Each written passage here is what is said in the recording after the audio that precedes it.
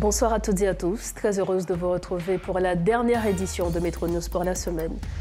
Au sommaire de l'actualité, à l'approche du 7 février, les appels à la mobilisation se multiplient, créant ainsi une certaine tension, particulièrement dans la zone métropolitaine de Port-au-Prince, où des résidents tentent de se ravitailler en prévision d'éventuels troubles la semaine prochaine. Le déploiement de la mission multinationale de soutien à la sécurité en Haïti était au centre des discussions jeudi entre le secrétaire d'État américain Anthony Blinken et le ministre kényan des Affaires étrangères Musalia Mudavadi. Et puis des parlementaires républicains demandent des comptes à l'administration Biden en ce qui a trait au déploiement de la mission multinationale de soutien à la sécurité en Haïti. Ils veulent savoir si le gouvernement américain a un plan B en cas d'impossibilité pour le Kenya de diriger cette force.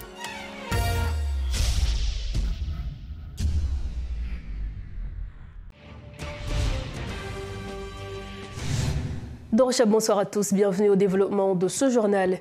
De plus en plus de dirigeants de l'opposition exigent le départ du docteur Ariel Henry. À l'approche du 7 février, les appels à la mobilisation se multiplient, créant une tension particulière dans la zone métropolitaine de Port-au-Prince. Les résidents de la capitale s'efforcent de se ravitailler en prévision d'éventuels troubles la semaine prochaine. Parmi les figures présentes sur la scène politique depuis plus de 30 ans, le professeur Victor Benoît est notre invité pour parler de la situation. Professeur, bonsoir et merci de votre disponibilité. Bonsoir et à travers toi, mademoiselle, je salue tous les auditeurs et auditrices et internautes de Métropole. Alors vous êtes ancien ministre des Affaires sociales, vous êtes sur la scène politique depuis des décennies. Vous avez l'habitude de participer à des mouvements aboutissant au renversement de certains pouvoirs en place, notamment en 1986. Aujourd'hui, vous réclamez le départ du docteur Ariel Henry. Pourquoi, selon vous, le docteur doit-il démissionner? Bon, parce que sa présence ne sert à rien au pays, n'est pas du tout utile.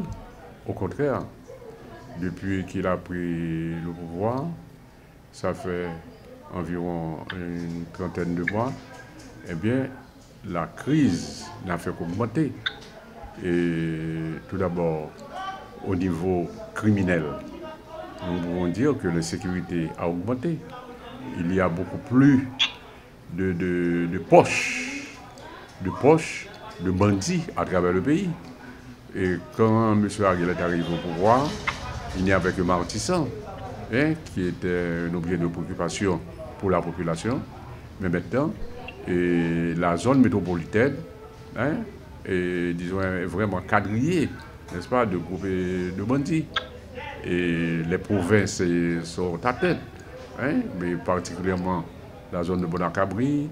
Et vous avez le bar Artibonite et même certains produits Artibonite et du nord-ouest, etc. Donc, au niveau sécuritaire, la situation s'est aggravée. Au niveau du genre de vie, du coût de la vie, ça a augmenté, puisque nous savons que le prix de la gasoline, des produits pétroliers, a des effets sur l'ensemble de l'économie. La vie devient beaucoup plus chère dans le pays. Nous avons vu que sur le plan psychologique, les gens n'ont plus confiance. C'est-à-dire que autrefois, les gens partaient, mais qu'il y a, n'est-ce pas, tous ces jeunes-là et tous ces cadres-là qui partent. Et c'est parce que, en partie, ils ont peur pour leur sécurité. Nous savons qu'il y a des policiers qui partent, il y a des cadres de l'administration, des professeurs d'université, qui ont abandonné leur poste, etc.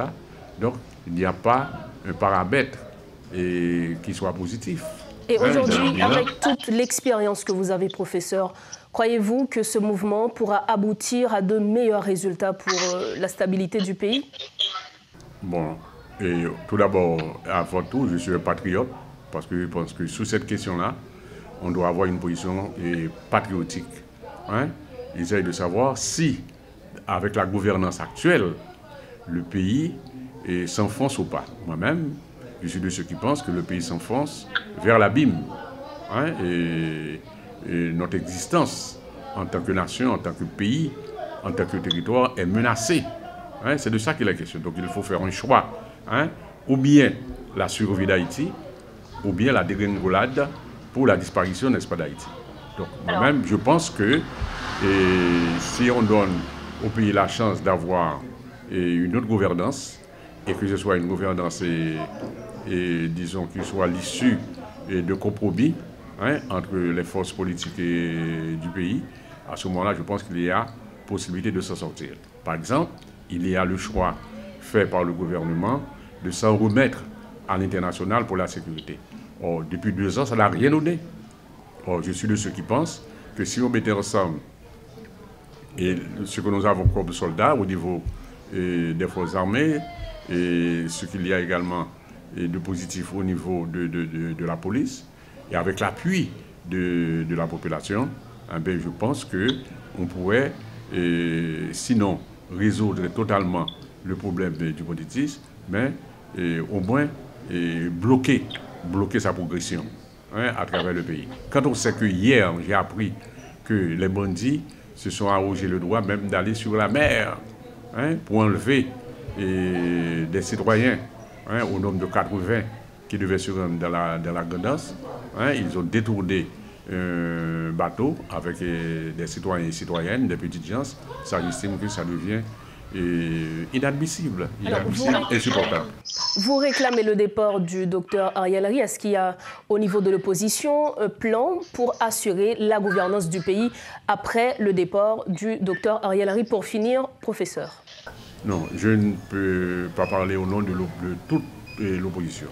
Je suis membre du RSD, le Rassemblement social-démocrate, qui est signataire de l'accord de Bontada. Je sais qu'il y a des démarches qui sont faites pour contrer l'accord de Bontada. Je sais qu'il y a des démarches qui sont faites auprès des autres groupes pour élargir, n'est-ce pas, la proposition de consensus de Bontada. Mais il y a donc une démarche qui est en cours, mais il n'y a encore rien, n'est-ce pas, disons, de définitif. En tout cas, je pense que sur cette question, il faut être flexible. Nous autres, du RSD, nous pensons que le plus court chemin, ce serait donc de passer par la Cour de cassation. Mais ce n'est qu'un point de vue. Il y a d'autres qui pensent que c'est autre chose. Donc on va se mettre à table pour en discuter. Merci infiniment, professeur Victor Benoît. Merci d'avoir été avec nous ce soir. OK, à votre service. Merci infiniment, professeur. La suite des informations. Une atmosphère tendue règne dans le centre ce vendredi, où des hommes lourdement armés affiliés à Guy Philippe ont été repérés dans la zone de Péligre. Selon les observations, la grande majorité de ces individus, qui sont estimés à environ une centaine, abordent des treillis militaires. Ces derniers jours, les agents de la BESAP occupent les rues de plusieurs villes du département du centre, notamment Mirbalais et Hinche. Il est important de noter que le gouvernement a pris des mesures interdisant leur présence publique armée et en uniforme. En ce qui a trait à la mission multinationale devant venir en Haïti, seuls 10 millions de dollars sur les 200 millions prévus par les États-Unis pour soutenir la mission ont été décaissés jusqu'ici, alors que l'administration Biden a fait une première demande de 50 millions. Les parlementaires républicains Michael McCall et James Ratch, respectivement présidents de la Commission des Affaires étrangères de la Chambre des représentants et de celle du Sénat, ont demandé plus de précisions sur la nature de la mission avant tout décaissement supplémentaire. Mario Diaz-Balart, représentant républicain de la Floride, a pour sa part réclamé des informations à l'administration Biden sur l'existence d'un plan B au cas d'impossibilité pour le Kenya de diriger cette force. Selon lui, l'administration Biden doit expliquer quel sera le plan B en cas de désistement du Kenya. Toujours dans ce dossier, le juriste Frodelé Denis Julien est favorable au déploiement de la mission multinationale de soutien à la sécurité. Il croit qu'il existe 95% de chances pour que les forces soient déployées sous commandement kényan. L'avocat en veut pour preuve une importante séance de travail entre le secrétaire d'État américain et des officiels kényans. Selon lui, l'arrivée de la mission multinationale contribuera à rétablir une certaine confiance au sein de la population. Je pense sérieusement que va venir. Et chance que va venir par un pile.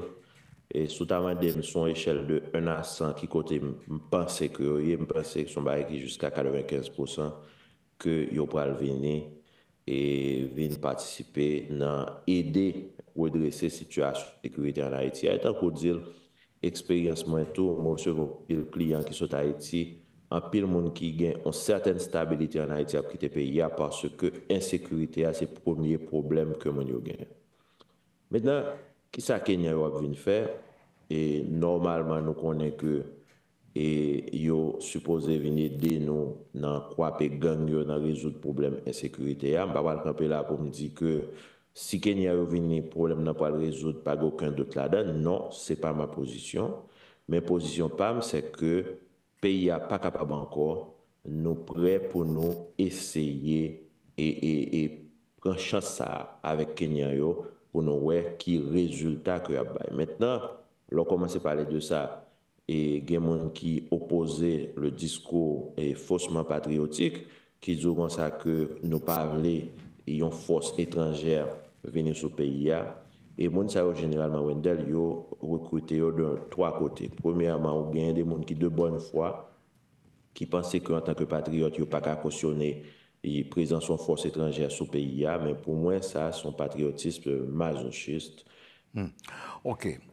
Merci pour Jean développer pour nous, mais permettre que je retourne à la question initiale, à la première question. Où dit Frandley Denis Julien que au quoi qu'il y a 95% et force l'a déployé. Ça pousse au gagner un tel optimisme.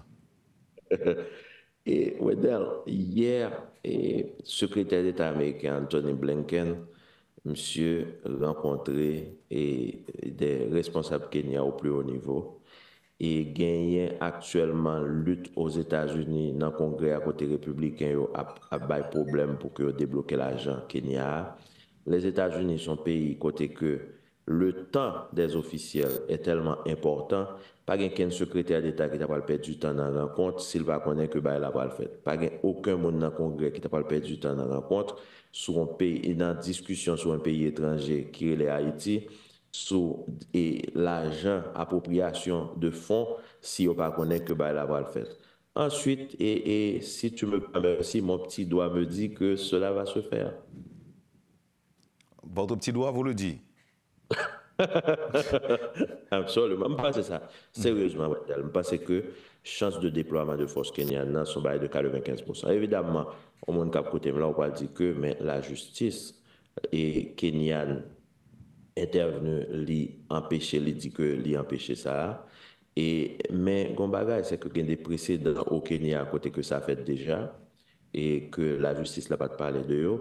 Ensuite, généralement, nous connaissons que nous avons affaire avec le Kenya, qui n'est pas un pays dont le système politique est arrivé dans le point côté de perfection, côté que vous avez vraiment un judiciaire qui a empêché l'exécutif là. D'ailleurs, m'estimer que, vu le développement récent dans le droit constitutionnel, je trouvais que la Cour suprême kenyane li mettait en porte-à-faux à un pile principe qui en vigueur aujourd'hui, à côté que généralement, lorsqu'on parle de politique internationale d'un gouvernement, généralement, le judiciaire supposé prend et mettre à côté parce que l'exécutif là, s'il n'est pas capable et conduire politique extérieure, les gens l'y entendent, ça c'est un gros problème lié pour un pays. Et les États-Unis n'ont pas jamais de problème ça. Si les États-Unis décident de faire un déploiement, on ne peut pas trouver aucun juge qui pourra mettre dans roue et exécutif américain parce que son principe qui est de plus en plus établi que lorsqu'on est en matière de politique étrangère, l'exécutif prime. Autre nouvelle, la Corée du Sud fait don de ses hélicoptères MD-500 réformés au Kenya pour soutenir les missions de maintien de la paix de l'ONU. Les 6 premiers, après avoir été rénovés, ont été expédiés depuis un dépôt sud-coréen vers les États-Unis en collaboration avec le département d'État américain le 21 décembre dernier. Une fois la maintenance achevée, les États-Unis prévoient de transférer ces hélicoptères au Kenya. Le Kenya, à son tour, envisage d'envoyer une unité d'hélicoptères pour participer aux opérations de maintien de la paix sous l'égide des Nations Unies. Nous mettons un terme à ce journal, mais avant de partir, voici le rappel des titres à la une de ce soir. À l'approche du 7 février, les appels à la mobilisation se multiplient, créant ainsi une certaine tension, particulièrement dans la zone métropolitaine de Port-au-Prince, où des résidents tentent de se ravitailler en prévision d'éventuels troubles la semaine prochaine. Le déploiement de la mission multinationale de soutien à la sécurité en Haïti était au cœur des discussions jeudi entre le secrétaire d'État américain Anthony Blinken et le ministre kényan des Affaires étrangères Musalia Mudavadi. Et puis des parlementaires républicains demandent des comptes à l'administration Biden en ce qui a trait au déploiement de la mission multinationale de soutien à la sécurité en Haïti. Ils veulent savoir si le gouvernement américain a un plan B en cas d'impossibilité pour le Kenya de diriger cette force. Nous achevons cette édition de Metro News. Merci infiniment à chacun de vous de l'avoir suivi. C'est le week-end, profitez bien de la vie et surtout, rejoignez-nous, sain et sauf, lundi prochain. Bonsoir.